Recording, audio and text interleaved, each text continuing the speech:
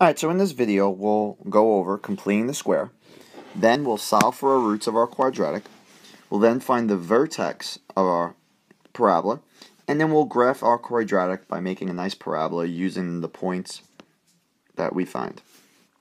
When we're given the equation 2x squared plus 12x plus 4 equals 0, what do we have to do? How do we solve for our roots? How do we solve for those x values when y equals 0? Well, we have our method of factoring, the AC method, the multiply divide method, the like term factoring method, the perfect square method. But when we look at this, none of the methods work. The only thing that we can possibly do before we even start is find the GCF and simplify this quadratic slightly. So let's do that first. Let's divide everything by 2, and we did divide everything on the right hand side by 2, and we get that x squared plus 6x plus 2 still equals 0. Now, when we think about all the methods, we still can't do any of the methods. They just don't work. So what is our only option? Well, let's think about the perfect square method. The perfect square method says if our a and our c are perfect squares, then we can factor them according to that procedure. However, in this case, 2 is not a perfect square. But if I manipulate this algebraic equation a certain way, can I get into a situation where I do have a perfect square quadratic? Well, let's think about this for a second. If I minus 2 from the left-hand side and bring it over to the right-hand side, I get x squared plus 6x. And for the time being, I'm just going to say plus, and I'm going to put a space, equals negative 2. And then I'm going to put a plus, and I'm going to put a space. Now, what are those spaces? Well, in algebra, we've learned that we can add, subtract, multiply, and divide anything we want to any of the sides of the equations, as long as whatever we do on one side, we do on the other side, because we have to keep that equal sign true. So, what if I add a new c? If I now add a new c, I will have a perfect square quadratic and be able to use our procedure. But what exactly would that c be, staying true to the first two terms of our quadratic? We have a 1 in front of the x squared, and we have a 6 in front of the x. So what does our new c term become? Well, we learned that c will equal our b value divided by 2 squared. So what is our b value? Our b value is 6. So we could come up with a c term that is 6 divided by 2 squared. So our c will equal 3 squared, which equals 9.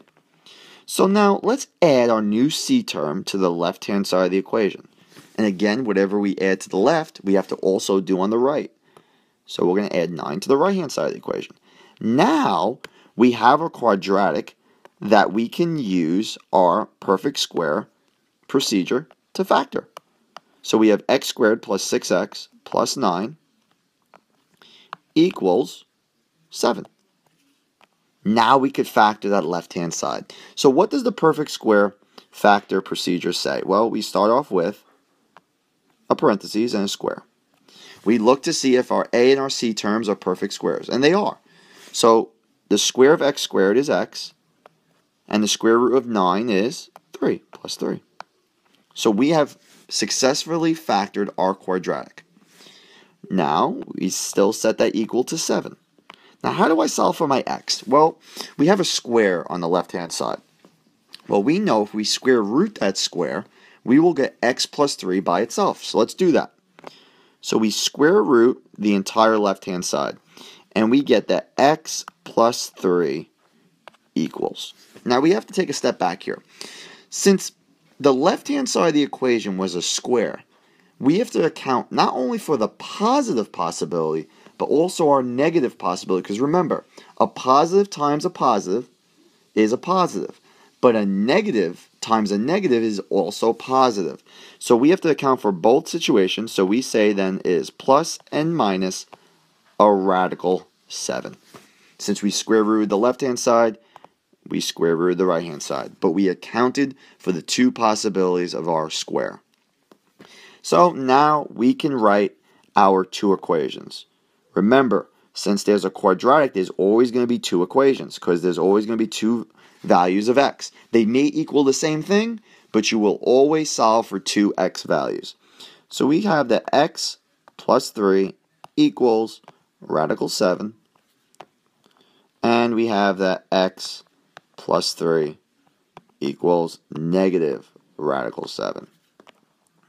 We do our algebra, we bring the negative 3 over to the other side, and we finally get that x is equal to negative 3 plus radical 7. On the right hand side, we bring over that negative 3, we bring over the negative 3, and we find that x is equal to negative 3 minus a radical 7. To further simplify it, we can use our calculator now, and we can see that x is equal to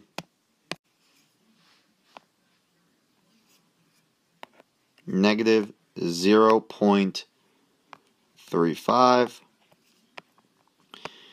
and the right hand side we can see that x is equal to negative 5.65. So now that we have both our x values, we can now check. Now, how do we learn how to check to make sure that these x values are our true x values when the quadratic is equal to 0? Are these our real roots? Well, we can check using our quadratic formula. So our quadratic formula, I'll put check, and then I'll use our quadratic formula. I'll put it right next to it. I'm going to say our check, which is right here, and we're going to use our quadratic formula. And that says that x is equal to negative b plus or minus the square root of b squared minus 4ac, and the whole thing divided by 2a. So we use our original quadratic. The original quadratic was the 2x squared plus 12x plus 4.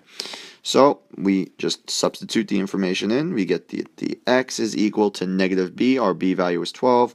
So we get negative 12 plus or minus the square root. Again, it's 12 squared. So we put 12 squared. It's minus 4. We substitute our a value. Our a value is 2. Our c value was 4. And it's divided by the entire thing, which is 2 times our a, which is 2. Alright, we find that x is equal to negative 12 plus or minus the square root of 144 minus 16. And again, the whole thing is divided by 4. We get that x is equal to negative 12 plus or minus the square root of 128 divided by 4. And we finally see that x is equal to negative 12 plus radical 128 divided by 4. And right next to it, I'll put that x is also equal to negative 12 minus radical 128 over 4. When we use our calculators, we see that x is equal to, alright, so we get that x is equal to negative 12 plus or minus the square root of 144 minus 4 times 2 is 8, 8 times 4 is 32, and the whole thing divided by 4. We get x is equal to negative 12 plus or minus the square root of 1 12 divided by 4. Therefore, we can see that one of the x values is equal to negative 12 plus the square root of 112 divided by 4. And the other x value, I'll put over here, is equal to negative 12 minus the square root of 112 divided the entire thing by 4. And using our calculator, we can solve both of them. And when we do, we get negative 0.35, and we get negative 5.65. So we can see that our algebra, our factoring and everything was 100% correct, that our roots of this quadratic are x equals negative 0.35 and x equals 5.65. Alright, so now that we found our roots, we now need to find the third point that's very crucial in graphing a parabola, and that is our vertex point.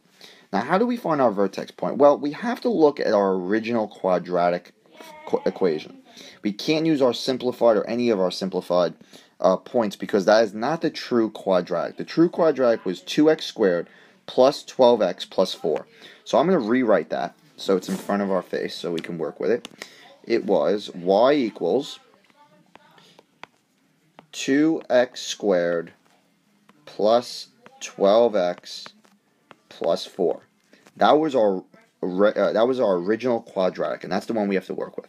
Now, in order to find the vertex, we know that our vertex x, or the x-coordinate of our vertex, has to equal our b value over our 2 times a, and that's the negative b over 2 times a.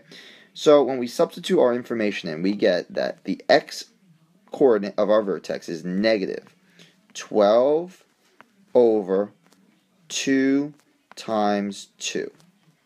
So we find that the x-coordinate is negative 12 over 4, which is negative 3.